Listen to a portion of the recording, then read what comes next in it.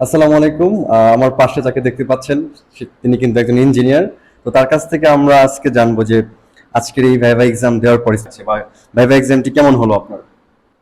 এখানে ভর্তি হওয়ার আগে আসলে নিজের ভেতরে একটা কনফিডেন্স যে আমি ইংলিশে কিছু বলবো বা বলতে পারবো কারোর সামনে বা নিজে নিজে, এই কনফিডেন্সটা আসলে ছিল না।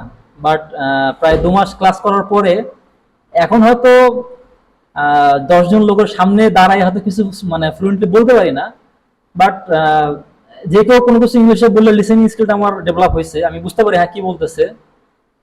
প্লাস আমি কারোর সঙ্গে যদি ইংলিশে কথা বলতে চাই, কথা বলি, সেই ক্ষেত্রে আমি হয়তো গ্রামার্সের বিভিন্ন রুলস মিস্টেক করতেছি, বাট আমি কি বলতে চাচ্ছি সেটা আমি তাকে বলতে পারতেছি এখন ইংলিশে। প্লাস সে যেটা বলতেছে তার অ্যান্সার আমি দিতে পারতেছি তার কাছে। এবং আমার বিপরীতে যে আছে তিনি আমাকে যা জিজ্ঞেস করতেছেন সেটা আমি খুব ভালোভাবে বুঝতে পারতেছি।